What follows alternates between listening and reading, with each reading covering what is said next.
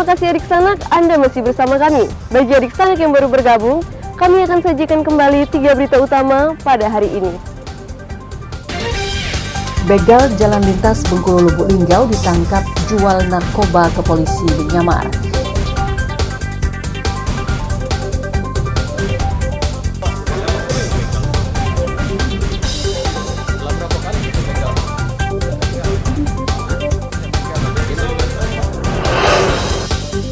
Terlibat partai politik dan jarang masuk kerja, 2 ASN di Bengkulu Tengah diberhentikan dengan tidak hormat.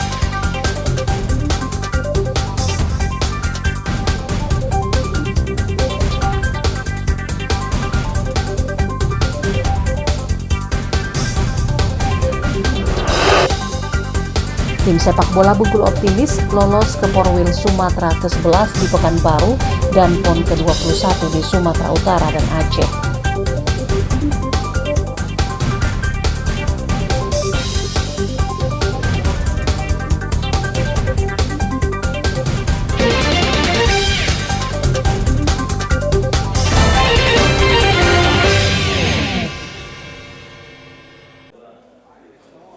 Tim Subdit 1 Direktorat Reserse Narkoba Polda Bengkulu menangkap seorang pengedar narkoba jenis sabu-sabu asal Kabupaten Rejang Lebong. Tersangka berinisial RO, 36 tahun, warga Kampung Jeruk, Kecamatan Binduriang ini dibekuk saat hendak bertransaksi narkoba dengan polisi yang menyamar sebagai pembeli. Selain 1 paket sabu-sabu, polisi juga menyita 1 pucuk senjata api mainan dan sebilah senjata tajam. Kepada polisi, RO mengaku senpi mainan itu diduga untuk menakut-nakuti masyarakat karena selain berbisnis narkoba, ia juga adalah seorang aktor begal yang kerap beroperasi di kawasan Binduriang, Rejang Lebong. Namun kepada wartawan, tersangka membantah hal tersebut. Lah berapa kali kita begal, Bang? Aku tidak begal lah, Pak. Hah? Aku tidak begal lah, Pak. Kawan awak tuh yang begal? Mainan anak-anak. Kawan-kawan.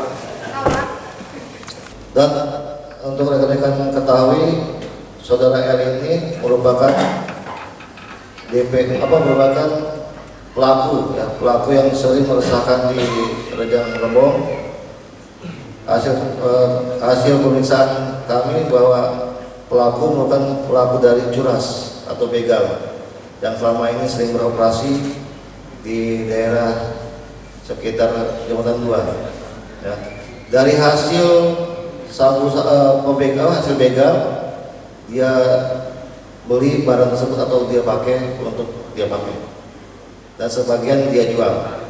Dari hasil begal yang dia peroleh, dan terakhir informasi yang dari bersangkutan terakhir hari Minggu kemarin sempat begal masyarakat yang melintas di daerah Jembatan 2. Hingga saat ini RO masih diperiksa di Mapolda Bengkulu dan akan dijerat pasal berlapis Undang-Undang Nomor 35 Tahun 2009 tentang narkotika dengan ancaman hukuman maksimal seumur hidup dan denda 10 miliar rupiah. Selain itu, polisi juga masih memburu teman tersangka yang kabur saat penangkapan. Tim Liputan melaporkan dari Kota Bengkulu. Kawan awak tuh yang begal? Diduga hanya karena merasa silau akibat terkena cahaya lampu sepeda motor karyawan warung ayam goreng di Jalan Timur Indah Raya, Kota Bengkulu, 2 pemuda nekat merusak kamera CCTV warung tersebut. Video rekaman CCTV ini adalah bukti ulah keduanya. Menurut salah satu karyawati warung, aksi tersebut terjadi sekitar pukul 9:30 malam saat warung sudah tutup. 2 pemuda tersebut datang dan 1 pelaku membawa sebilah parang. Tidak hanya memukul kamera CCTV hingga rusak, kedua pelaku juga merusak dinding warung tersebut dengan parang. Kalau penyebabnya aja, Mbak. Kalau cerita Mbak tadi tuh. Gara-gara itu Gara-gara lampu motor kita ya. Semprotinya. Dia balik lagi. Pakai apa katanya, Mbak, di rusaknya tuh? pakai itu pisau. Pakai pisau. Memang dibawanya pisau tuh. Sempat diancam nggak kita? Diteriaki nggak sama anak muda itu? Tidak. Enggak. Itu pas kejadian itu kita lagi ada di sini atau lagi nggak ada orang? Tidak ada orang, udah pulang. Sudah pulang semua. Akibat kejadian ini, pemilik warung menderita kerugian sebesar Rp1 juta. Kasus tersebut telah dilaporkan ke Polsek Gading Cempaka dan saat ini masih didalami. Tim liputan melaporkan dari Kota Bengkulu. Pasca kebakaran lahan seluas 1 hektar di dekat lapangan golf Kota Bengkulu Minggu siang kemarin, Polisi Daerah Bengkulu bersama TNI, BPBD, BMKG, Basarnas, dan pemerintah daerah sepakat membentuk tim Satuan Tugas atau Satgas Penanganan Kebakaran Hutan dan Lahan atau Karhutla dan dampak El Nino di Provinsi Bengkulu. Pembentukan Satgas yang digelar pada Senin siang ini untuk mengantisipasi serta menangani dampak Karhutla dan El Nino. Jadi tadi dari beberapa paparan, beberapa penyampaian dari BMKG maupun dari teman-teman yang lain, itu tidak dapat diperoleh bahwa Karhutla ini ada pengaruhi atau terjadi karena beberapa faktor. Yang pertama karena memang panas. Kemudian tadi dijelaskan curah hujan yang kita berkurang, masih ada.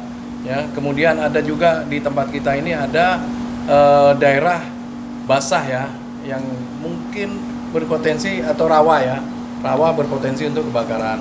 Tetapi yang terakhir adalah karena memang ada pembakaran, pembukaan lahan. Nah ini yang akan kita hadapi.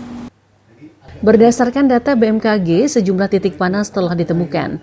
Selain itu, meski Provinsi Bengkulu berada di garis ekuator dan termasuk wilayah hujan sepanjang tahun, saat ini sejumlah daerah mulai kering kerontang akibat El Nino.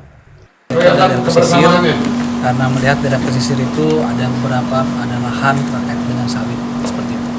Itu di kabupaten atau kota Maraja, Bang? Hampir seluruh rata-rata dari 9 kabupaten satu kota, tetapi dampak yang lebih besar itu di daerah Suma dan Kaur. Kalau BMKG mendeteksi hanya titik panas saja terkait dengan hasil dari di lapangan bahwa itu kebakaran atau dibakar, mungkin dari pihak kepolisian atau BPBD yang bersangkutan yang akan mengetahui. Berdasarkan data Biro Operasi Polda Bengkulu, pada tahun 2021 hingga 2023 ini sudah 18 kasus kebakaran lahan dan 1 orang telah ditetapkan sebagai tersangka. Tim liputan melaporkan dari Kota Bengkulu. Dinas Pemadam Bahaya Kebakaran dan Penyelamatan PBK Kota Bengkulu mengimbau warga tidak membakar sampah dan lahan serta membuang puntung rokok di sembarangan tempat. Hal tersebut lantaran berpotensi menyebabkan kebakaran di tengah musim kemarau dan angin kencang yang melanda saat ini.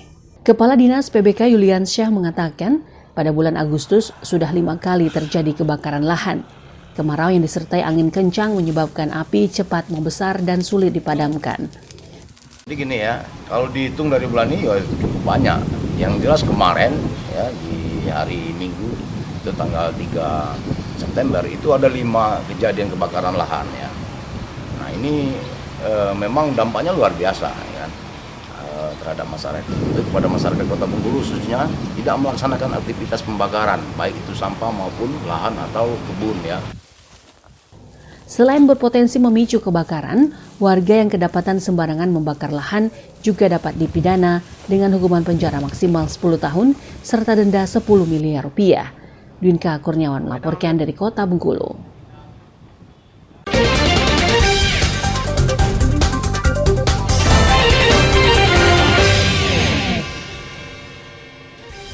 Demikianlah informasi tadi mengakhiri perjumpaan kita pada Berita Bengkulu pagi hari ini. Saya Arminda Ruspati dan tim redaksi yang bertugas pamit undur diri. Selamat pagi, selamat beraktivitas, dan sampai jumpa.